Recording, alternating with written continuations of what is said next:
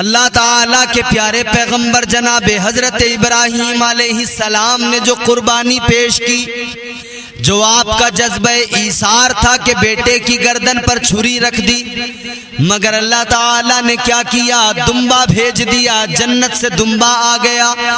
مگر میرے عزیزو، آج کی گفتگو میں آپ کو فقط اتنی بات بتانے والا ہوں، ذرا غور سے سنو۔ اللہ نے جو دمبا بھیجا وہ جنت سے آیا، میں نے پہلے بھی عرض کیا جنت سے آیا، مگر کون سا دمبا تھا؟ وہ کون سا دمبا تھا جو جنت سے آیا؟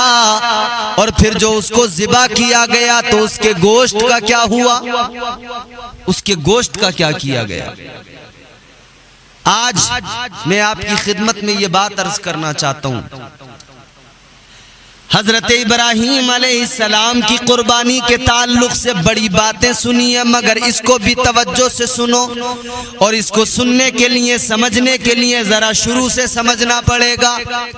آؤ پیچھے چلتے ہیں۔ جب دنیا کو اللہ تعالیٰ نے بنایا، دنیا بنانے کے بعد میں پھر وہ وقت بھی آیا کہ اللہ تعالیٰ نے پہلے انسان کی تخلیق کی، اللہ نے پہلے بشر، پہلے آدمی کو بنایا۔ اللہ کے برگزیدہ پیغمبر جناب حضرت آدم علیہ السلام، اللہ تعالیٰ نے حضرت آدم علیہ السلام کو بنایا۔ حضرت آدم کا مجسمہ، آپ کا پتلا تیار کیا گیا، مٹی سے پیدا کیا اللہ نے۔ پھر آپ کے وجود کے اندر روح ڈالی، فرشتوں کو حکم دیا آدم کو سجدہ کرو، سارے فرشتوں نے سجدہ کیا، مگر ابلیس نے نہیں کیا، اللہ نے اسے لعنتی بنا دیا۔ اللہ نے لعنت کا توق اس کے گلے میں ڈال دیا، نکال دیا، مردود بنا دیا۔ حضرت آدم علیہ السلام کو اللہ نے جنت میں بھیج دیا، پھر حضرت حوا کو بھی تسکین کے لیے پیدا کیا۔ دل نہیں لگ رہا تھا تو حضرت حوا کو بھی پیدا کر دیا۔ پھر اللہ نے دونوں میاں بیوی کو حکم دے دیا جنت میں رہو۔ اللہ کا قرآن کہتا ہے پروردگار نے فرمایا وَقُلْنَا يَا آدَمُ اسْكُنْ أَنْتَ وَزَوْجُكَ الْجَنَّةَ، اللہ تعالیٰ نے فرمایا اے آدم اپنی زوجہ کے ساتھ جنت میں رہو، جنت میں رہو، جنت میں چلے گئے۔ ایک شجر ممنوع ہے، اللہ نے فرمایا اس کے قریب نہ جانا۔ بہرحال اللہ کے ہر کام میں حکمت، ہر کام میں حکمت پروردگار کے۔ حضرت آدم علیہ السلام نے یہ ایک پوری تفصیل ہے جو میں پہلے کئی مرتبہ بیان کر چکا ہوں، مگر میں اپنے موضوع سے آپ کو ہٹانا نہیں چاہتا۔ شجر ممنوع کے قریب جانے سے منع کیا، اس کا پھل کھانے سے منع کیا، شیطان نے بہکایا، پھل کھا لیا، اللہ نے جنت سے زمین پہ بھیج دیا۔ حضرت آدم علیہ السلام زمین پر آئے، زمین پر اب رہنے لگے۔ اللہ تعالیٰ نے رہنے سہنے کا ڈھنگ بھی سکھا دیا، فرشتوں نے کھیتی کرنا بھی سکھا دیا۔ اب یہاں پر آپ کی اولادیں ہوئیں، دنیا کو اب آگے فروغ مل رہا ہے، انسانیت کو فروغ مل رہا ہے۔ آپ کی اولادیں تو اللہ تعالیٰ کا کرم دیکھو، ایک مرتبہ میں حضرت حوا کو 2 بچے پیدا ہوا کرتے تھے، ایک لڑکا ایک لڑکی۔ ایک مرتبہ میں 2 بچے، ایک لڑکا ایک لڑکی، اگلی مرتبہ پھر ایک لڑکا ایک لڑکی۔ تو جو پہلے ایک لڑکا ایک لڑکی پیدا ہوا، اگلی بار میں جو پیدا ہوا ان دونوں کے درمیان ادھر کا لڑکا ادھر کی لڑکی، ادھر کا لڑکا ادھر کی لڑکی، اس طرح سے نکاح کیے جاتے تھے۔ یعنی ایک رحم سے جو پیدا ہوئے ان کے آپس میں نکاح نہیں ہوتے تھے۔ ایک مرتبہ میں جو پیدا ہو رہے ہیں وہ دونوں بھائی بہن قرار پاتے تھے، ادھر والا لڑکا اور پھر جو اگلی بار پیدا ہوئی وہ لڑکی، ان دونوں کا نکاح ہوتا تھا، اور ادھر جو لڑکا پیدا ہوا ادھر جو لڑکی پیدا ہوئی ان دونوں کا نکاح ہوتا تھا۔ یہی سلسلہ تھا، یہی طریقہ تھا۔ مگر سنو میرے عزیزو، آپ نے ایک قصہ سنا ہوگا حابیل اور قابیل کا قصہ۔ حابیل اور قابیل جناب آدم علیہ السلام کے 2 بیٹے ہیں۔ حابیل کے ساتھ میں جو پیدا ہوئی، قابیل کے ساتھ میں جو پیدا ہوئی، تو دستور وہی تھا، طریقہ وہی تھا کہ ادھر والا لڑکا ادھر والی لڑکی، پھر نکاح ہونا۔ لیکن قابیل کہنے لگا نہیں، میرے ساتھ جو پیدا ہوئی ہیں اقلیمہ، میں ان کے ساتھ میں نکاح کروں گا، یہ خوبصورت ہے، لیکن ان کے ساتھ میں نکاح تو نہیں ہو سکتا تھا۔ حضرت آدم علیہ السلام نے فرمایا نہیں ہوگا نکاح، تیرا نکاح ان کے ساتھ ہوگا جو حابیل کے ساتھ پیدا ہوئی ہیں۔ یہ نہیں مانا، ضد کی کہ میں ایسا نہیں ہونے دوں گا۔ حضرت آدم علیہ السلام نے فرمایا کہ پھر ایک کام کرو، قربانی پیش کرو۔ دونوں حابیل اور قابیل کو حکم دیا دونوں اللہ کی راہ میں قربانی کرو، جس کی قربانی قبول ہو گئی اس کا نکاح اقلیمہ کے ساتھ کر دیا جائے گا، جس کی قربانی قبول ہو جائے گی۔ اللہ اکبر۔ حضرت آدم نے قربانی کرنے کا حکم دیا۔ میرے عزیزوں، اب اس دور کے حساب کی قربانی دیکھیں، اس وقت میں پہلی قربانی دنیا میں ہو رہی ہے تو کیا طریقہ ہے اس کا؟ آپ نے فرمایا اپنی چیزیں لے کر آ جاؤ جو قربانی میں تمہیں دینی ہے، لا کر میدان میں رکھ دو۔ جناب حابیل اپنا بہترین ایک دمبا لے کر آئے، خوبصورت، حسین و جمیل۔ یہاں دوسری روایت بھی ہے لیکن دمبے کے تعلق سے زیادہ قول ملتے ہیں، یہی مشہور بھی ہے۔ جناب حابیل دمبا لے کر آئے، لا کر رکھ دیا، خوبصورت، تگڑا، تندرست ہے، حسین و جمیل ہے۔ لیکن قابیل کیا لے کر آیا؟ یہ چند سوکھی ہوئی بالیاں لے کر آیا، سڑی ہوئی بالیاں لے کر آیا، لا کر رکھ دی۔ جب لا کر دونوں نے اپنی اپنی چیزوں کو رکھ دیا تو ایک بجلی آسمان سے آئی، قابیل کی قربانی کی وہ بالیاں سڑی ہوئی وہیں پہ پڑی رہ گئیں، اور جناب حابیل کا وہ دمبا جو بڑا حسین و جمیل خوبصورت تھا، آسمان سے آنے والی بجلی اس دمبے کو لے کر اپنے ساتھ چلی گئی، قربانی قبول ہو گئی۔ جناب حابیل کا نکاح جناب اقلیمہ کے ساتھ میں ہو گیا۔ یہ قربانی تھی، پہلی قربانی۔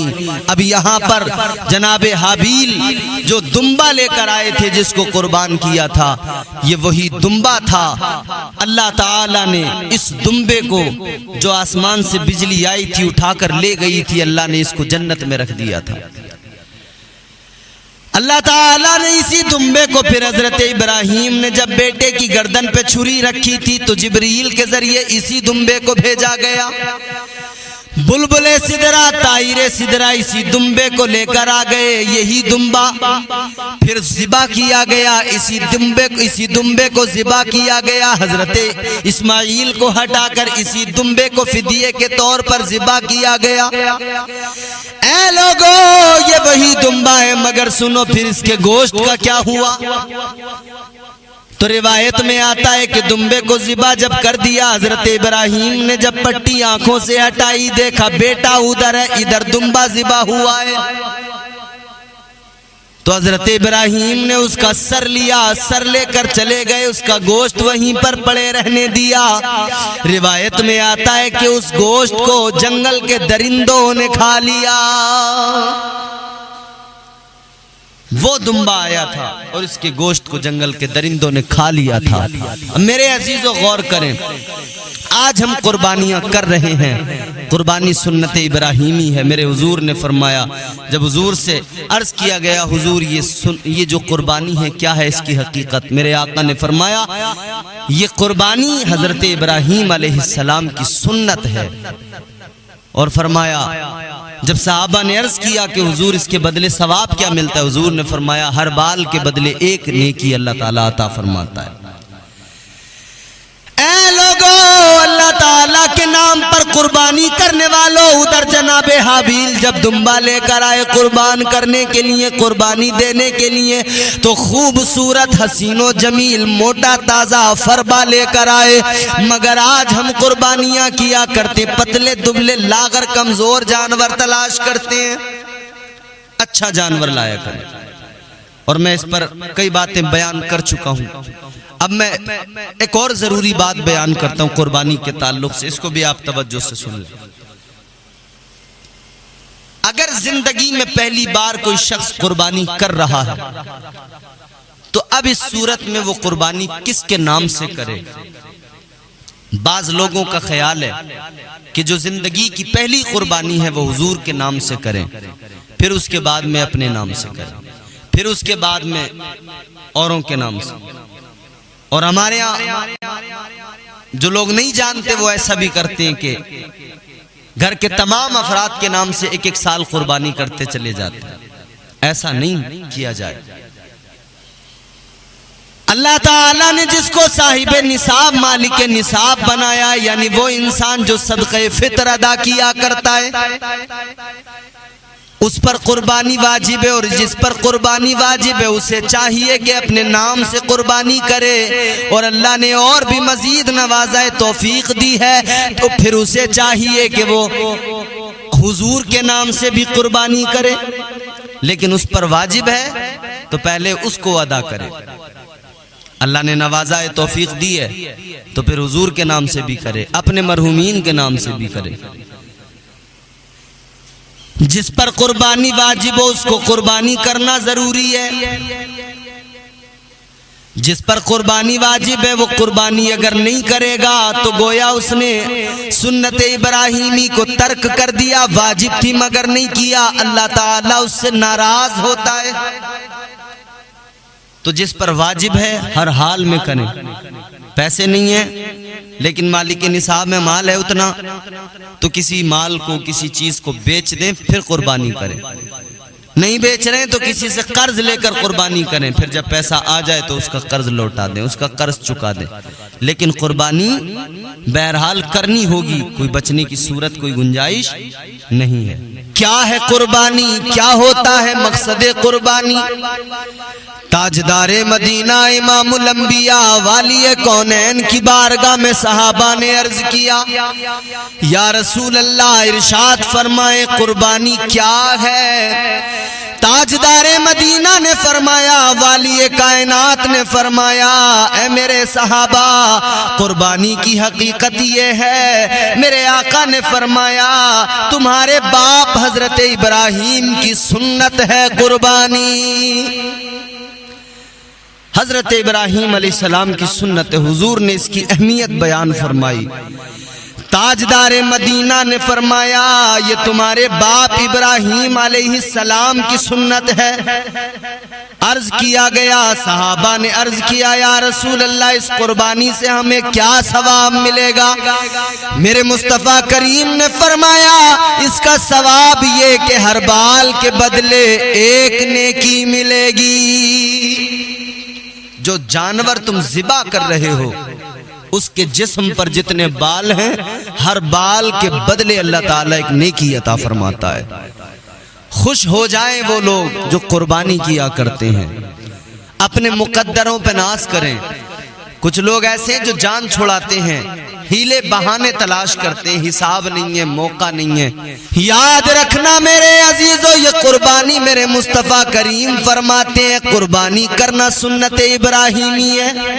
اور خود میرے آقا نے قربانی کی تو یہ میرے حضور کی بھی سنت بن گئی، والی کائنات کی بھی سنت بن گئی، جانے کائنات کی بھی سنت بن گئی. اور میرے حضور نے اپنی جانب سے بھی قربانی کی، تاجدار مدینہ نے امت کی جانب سے بھی قربانی کی. میرے مصطفیٰ کے پیارے داماد، داماد پیغمبر، فاتح خیبر، مشکل کشا، حیدر کرار، مولا علی، حضرت علی رضی اللہ تعالیٰ عنہ نے بھی حضور کی امت کی طرف سے بھی قربانیاں کی ہیں اور حضور کی جانب سے بھی قربانیاں کی ہیں. اے میرے عزیزو اگر اللہ نے نوازا ہے جان نہ چھڑاؤ، کوشش کیا کرو. اگر اللہ نے مال دیا ہے اپنی بھی کرو اور حضور کی جانب سے بھی قربانی کیا کرو. اور سنو، حضور نبی اکرم تاجدار مدینہ والی کونین صلی اللہ تعالی علیہ وسلم نے فرمایا قربانی کے دنوں میں پروردگار عالم کو جو سب سے زیادہ محبوب عمل ہے، اللہ جس عمل کو سب سے زیادہ پسند کرتا ہے وہ اس کے نام پر خون بہانا، جانور ذبح کرنا. ایام نہر وہ 3 دن قربانی کے، پہلا دن 10 تاریخ، دوسرا دن 11 تاریخ، تیسرا دن 12 تاریخ، یہ 3 دن قربانی کے ہیں. اب میں یہاں پر مسئلہ بھی بیان کر دیتا ہوں. پہلا دن قربانی کا، پہلے دن قربانی کرنا سب سے زیادہ افضل، پہلے دن کی افضلیت زیادہ، اس کے بعد میں پھر دوسرے دن کا درجہ، اور اس کے بعد میں تیسرے دن کا درجہ. پہلے دن سب سے زیادہ ثواب، دوسرے دن اس سے تھوڑا کم، اور تیسرے دن اس سے کم. پہلے دن کی افضلیت سب سے زیادہ. اور قربانی کرتے ہوئے یہ بھی خیال رہے نام و نمود کے لیے قربانی نہ کی جائے، دکھاوے کے لیے قربانی نہ کی جائے. اللہ تعالیٰ نے قربانی تم پر واجب کی ہے، اور قربانی ہر اس انسان پر، ہر اس مسلمان پر واجب ہے جس پر صدقہ فطر واجب ہے. صدقہ فطر جس پر واجب ہے اس پر قربانی کرنا بھی واجب ہے، وہ قربانی کیا کرے. اللہ اکبر. غور کرو، تاجدار مدینہ، والی کائنات، جانے کائنات، آمینہ کے حضرت عبداللہ کے لختے جگر، تمہارے میرے آقا تاجدار مدینہ صلی اللہ تعالی علیہ وسلم نے قربانیاں کی. حضور اور حضور کے صحابہ اپنے جانوروں کو سجا کے تیار کر کے لے کے جاتے تھے. مکہ مکرمہ میں جا کر حج ادا کیا کرتے تھے، مینا میں جا کر جانوروں کی قربانی دیا کرتے تھے. اور قربانی کہیں پر بھی ہو سکتی ہے. آپ یہاں بیٹھے ہیں، آپ چاہیں کہ میں اپنی قربانی کسی دوسرے صوبے میں ہندوستان کے کراؤں، وہاں آپ کی قربانی ہو جائے گی. آپ یہاں پر ہیں، آپ چاہیں کسی دوسرے ملک میں سعودی میں مینا میں ہی اپنی قربانی کراؤں گا، بالکل ہو جائے گی، وہاں کرا لیجئے. آپ یہاں بیٹھ کر جہاں قربانی کرانا چاہیں کرا لیجئے، قربانی ہو جائے گی. اور مسافر پر چونکہ قربانی نہیں ہوتی ہے، تو جو مسافر ہے وہ نفل کی نیت سے قربانی کر سکتا ہے. بزنس کے تعلق سے جس انسان کو ادھر ادھر آنا جانا لگا رہتا ہے، اس جگہ سے دوسری جگہ، دوسری جگہ سے تیسری جگہ، تو وہ ایک جگہ پر کہیں پر بھی قیام نہیں کر پاتا 15 دن یا اس سے زیادہ.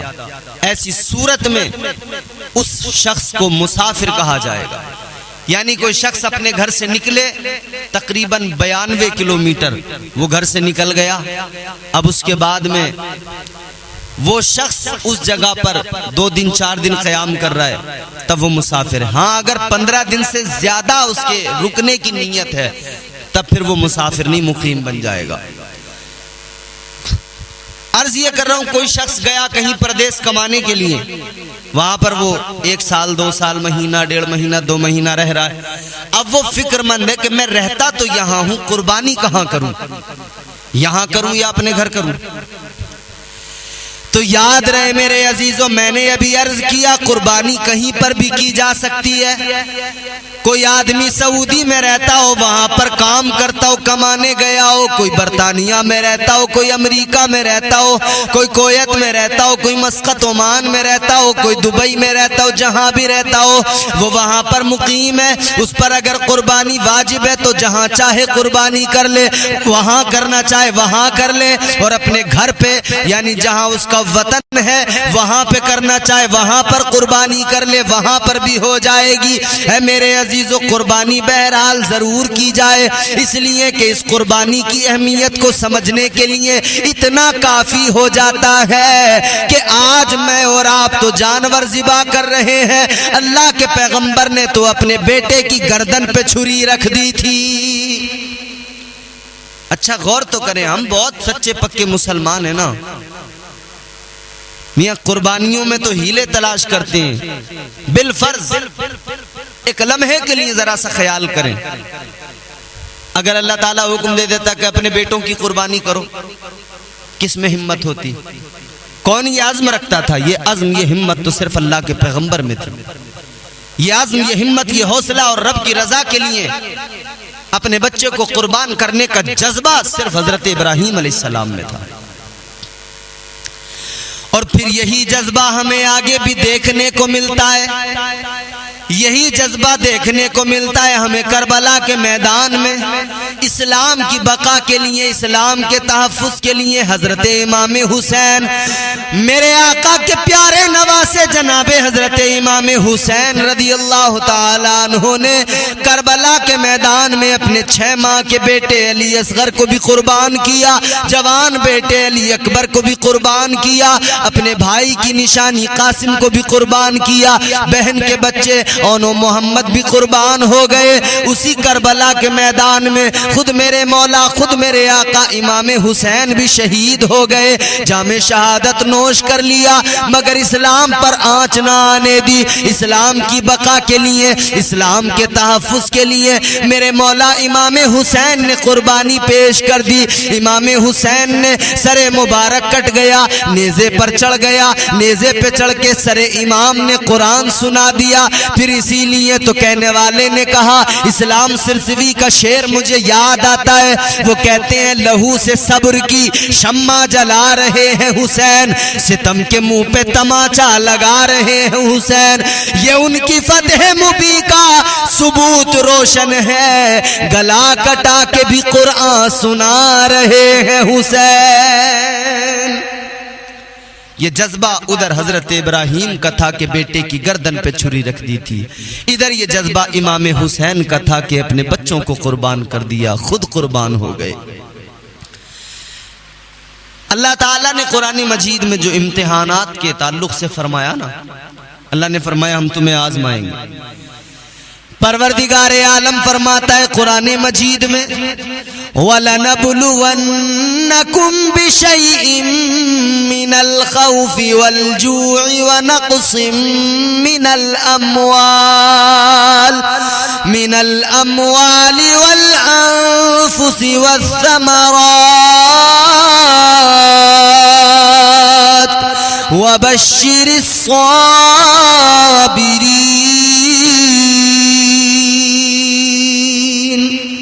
پروردگار عالم نے فرمایا بے شک ہم تمہیں ضرور آزمائیں گے۔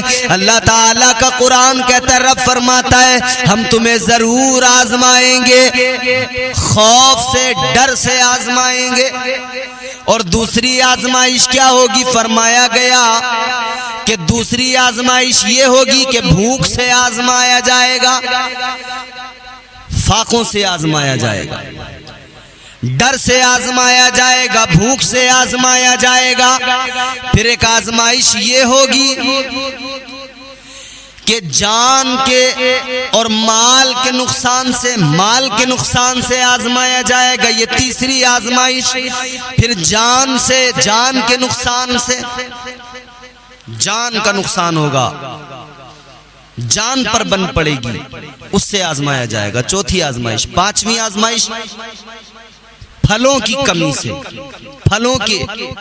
یہ پھلوں کے تعلق سے جو ذکر کیا نا، یہاں پر پھل سے مراد اولاد ہے، یعنی اولاد سے آزمایا جائے گا، ڈر سے آزمایا جائے گا، بھوک سے آزمایا جائے گا، جان سے آزمایا جائے گا، مال سے آزمایا جائے گا، اولاد سے آزمایا جائے گا، 5 چیزوں سے آزمایا جائے گا۔ اور اللہ تعالیٰ نے 5 چیزوں سے انبیاء کو بھی آزمایا، اللہ تعالیٰ نے اپنے خاص مقرب بندوں کو 5 چیزوں سے آزمایا۔ پروردگار عالم نے جناب حضرت ابراہیم علیہ السلام کو جب آزمایا، خوف سے آزمایا، ڈر سے آزمایا، تو نمرود کے دربار میں کھڑے ہیں جناب ابراہیم، سامنے وقت کا شہنشاہ کھڑا ہے، اپنے دربار میں سامنے وقت کا شہنشاہ اپنی مسند پہ بیٹھا ہے۔ ادھر ابراہیم علیہ السلام اللہ کے پیغمبر ہیں، پوری کائنات میں کوئی اللہ کا نام لینے والا نہیں ہے، اکیلے جناب ابراہیم علیہ السلام ہے، آپ اکیلے اللہ کا پیغام سنا رہے ہیں، آپ اکیلے اللہ کی توحید کا اعلان کر رہے ہیں۔ حضرت ابراہیم علیہ السلام کی آزمائش ہے کہ سامنے بادشاہ ہے، اس کی طاقت ہے، اس کا لشکر ہے، اس کی حکومت ہے، اس کی فوج ہے، وہ چاہے تو ایک لمحے میں جو چاہے وہ نقصان پہنچا دے، لیکن یہ اللہ نے آزمایا ہے، پروردگار عالم نے خوف سے آزمایا۔ حضرت ابراہیم علیہ السلام ڈرے نہیں، آپ نے اس کے دربار میں کھڑے ہو کر علل اعلان رب کی توحید کا اعلان کر دیا۔ پروردگار عالم کی توحید کا پرچم لہرا دیا۔ نمرود نے کہا کہ اس خدا کی بات کرتے ہو؟ آپ نے فرمایا اس خدا کی بات کرتا ہوں جو زندگی بھی دیتا ہے موت بھی دیتا ہے۔ یہ کہنے لگا زندگی اور موت تو میں بھی دیتا ہوں۔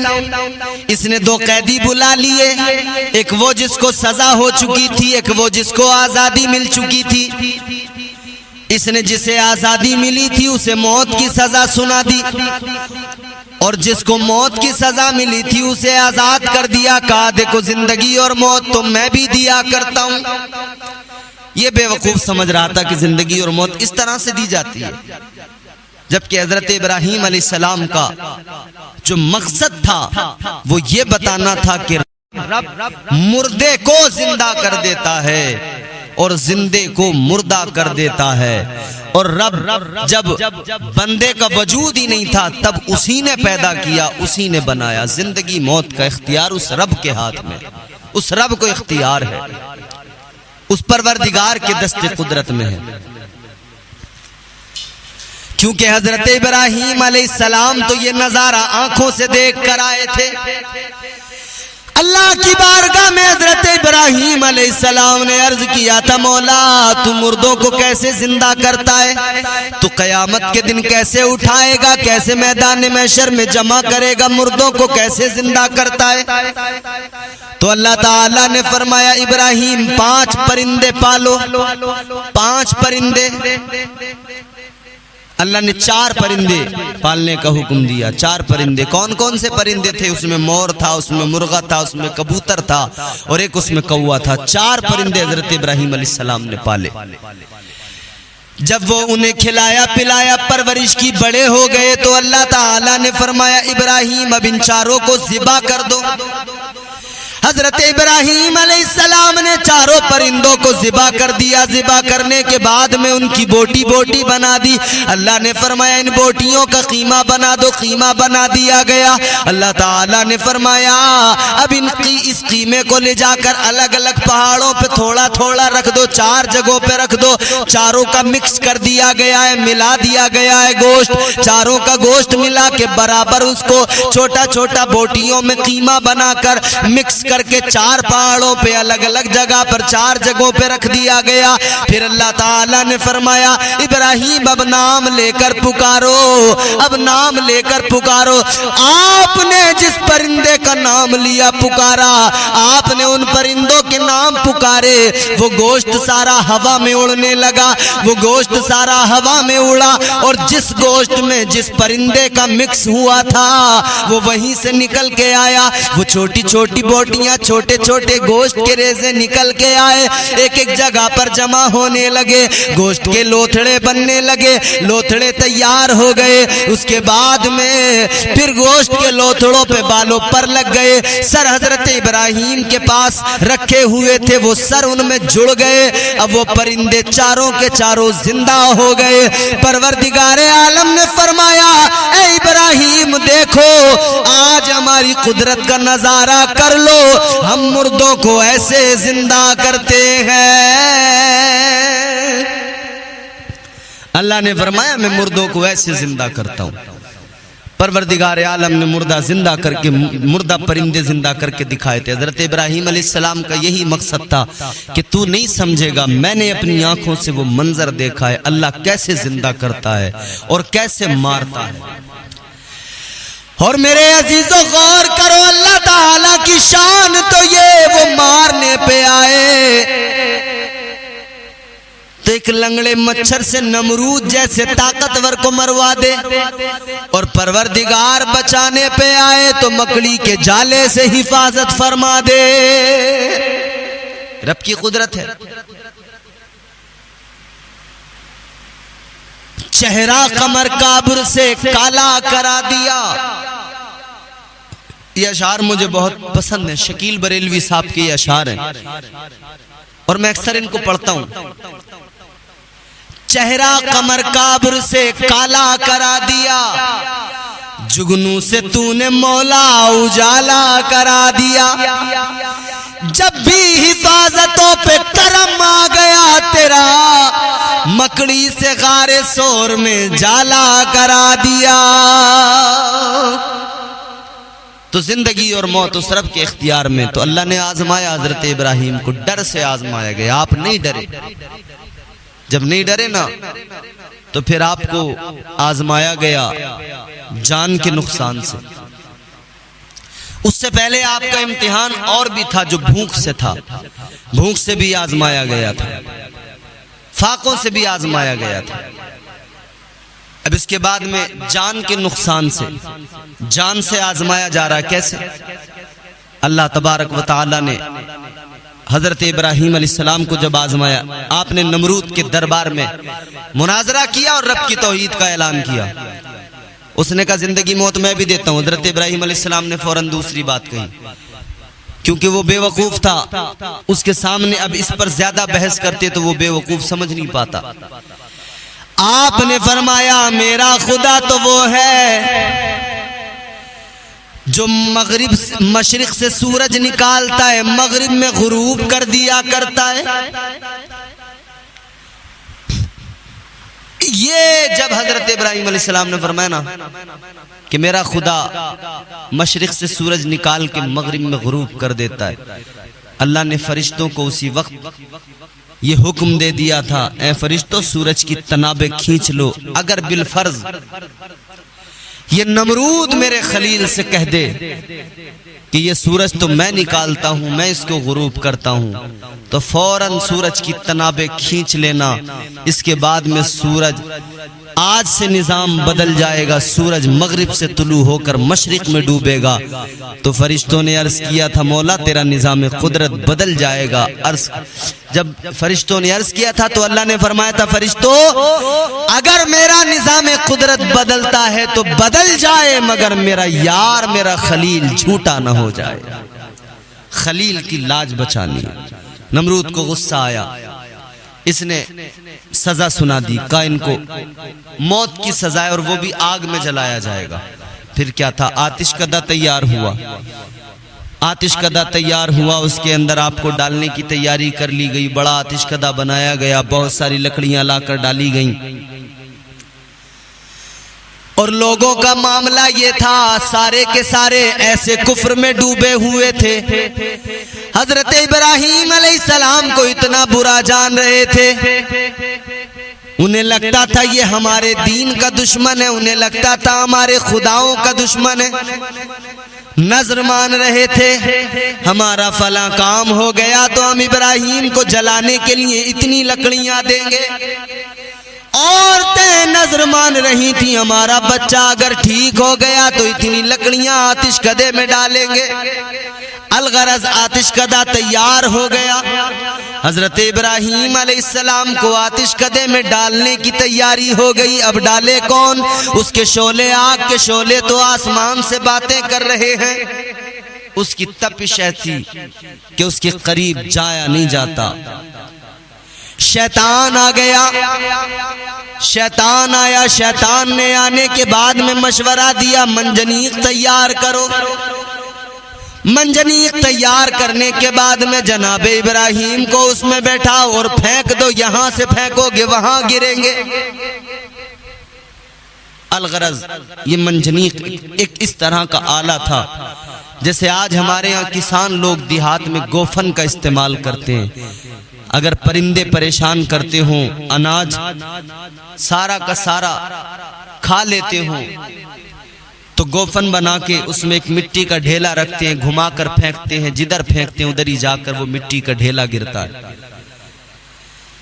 इन्होंने भी वैसे ही किया, हजरत इब्राहिम को उधर उसके अंदर आतिश कदे के अंदर डाला, इधर आपको फेंका गया, उधर रब ने बुलबुल सिदरा को हुक्म दे दिया जाओ जिब्राइल जाओ, मेरा खलील है, जाओ जल्दी चले जाओ। जिब्राइल आ गए। अभी रास्ते में जिब्राइल ने आकर कहा اللہ کے خلیل، اے جناب ابراہیم سنو سنو، اگر کوئی حاجت ہو تو بتاؤ۔ آپ نے فرمایا مجھے تم سے کوئی حاجت نہیں۔ حضرت جبرائیل نے کہا مجھ سے نہیں، اللہ سے حاجت ہو تو بتاؤ۔ حضرت ابراہیم نے فرمایا کیا میرا پروردگار جانتا نہیں ہے کہ مجھے آگ میں ڈالا جا رہا ہے؟ عرض کرنے لگے وہ تو پروردگار ہے، جانتا ہے۔ کہا میرے رب کو خبر ہے؟ کہا ہاں رب جانتا ہے، باخبر ہے۔ آپ نے فرمایا جب میرا پروردگار جانتا ہے تو سن لو، اگر میرا خدا، اگر وہ رب جلیل مجھے جلانے پہ راضی ہے تو اس کا خلیل جلنے پہ راضی ہے۔ فرماتے جب میرا رب جانتا ہے تو پھر حاجت کیسی کروں؟ رب تو باخبر ہے نا، اگر وہ جلانا چاہتا ہے تو میں جلنے کو تیار ہوں۔ یہ امتحان تھا، اللہ نے پھر آتش کدے کو گلزار بنا دیا۔ آتش کدہ گلزار بن گیا۔ اچھا یہاں پر ایک بات میں اور عرض کرتا چلوں، توجہ سے آپ ذرا سنیں۔ آتش کدہ گلزار بن گیا، حضرت ابراہیم علیہ السلام نے اس میں تقریباً 40 دن گزارے۔ حضرت ابراہیم علیہ السلام فرماتے میری زندگی کے سب سے زیادہ خوبصورت حسین دن وہی تھے جو میں نے آتش کدے کے اندر گزارے، اس سے زیادہ مزے کے دن زندگی میں کبھی نہیں آئے۔ تو کبھی کبھی ایسا ہوتا ہے کہ بظاہر تو مشکلیں اور مصائب نظر آتے ہیں، لیکن اگر ثابت قدم رہیں اور ڈٹ کر ان مشکلوں کا مقابلہ کریں اور رب کی رضا میں راضی رہیں تو پھر اللہ تعالیٰ ان مشکلوں میں ایسی آسانیاں پیدا فرماتا ہے کہ بندے کی عقل حیران رہ جاتی ہے۔ بس اس کی ذات پر توکل ہو، رب کی ذات پر بھروسہ ہونا چاہیے کہ میرا رب ہے نا میرا محافظ، میرا پروردگار ہے نا میرا محافظ، مجھے بچانے والا۔ وہ نوازنے پہ آئے تو نواز دے زمانہ، وہ نوازنے پہ آئے تو نواز دے زمانہ، وہ کریم ہی جو ٹھہرا تو کرم کا کیا ٹھکانہ۔ حضرت ابراہیم علیہ السلام کی والدہ نے دیکھا بیٹا ابراہیم آتش کدے میں گیا تھا مگر وہ تو گلزار بن گیا، تو آپ نے کہا بیٹا میں بھی آ جاؤں۔ آپ کی والدہ نے کہا بیٹا میں بھی اندر آ جاؤں۔ حضرت ابراہیم نے فرمایا اماں اگر تمہیں اندر آنا ہے تو پہلے میرا کلمہ پڑھنا پڑے گا، کلمہ پڑھ لو، میرے پروردگار پر ایمان لے آؤ، میرے رب کی ربوبیت پر، احدیت پر، سمدیت پر اور میری رسالت پر ایمان لے آؤ۔ ماں نے کلمہ پڑھا، وہ بھی اسی کے اندر پہنچ گئیں۔ اچھا ادھر نمرود کی جو بیٹی تھی اس نے بلند مکان کی چھت سے جب آتش کدے کی طرف نظر دوڑائی نا، اس نے دیکھا کہ آتش کدہ تو گلزار بن گیا، چمن بن گیا، حیران ہو گئی۔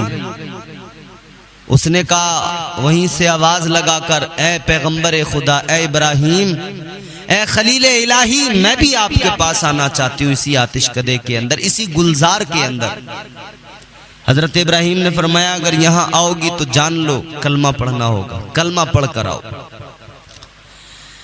اب یہ توحید کا پرچار بھی ہو رہا ہے، تبلیغ دین کی شروع ہو گئی ہے، اللہ کی توحید کی تبلیغ ہو رہی ہے۔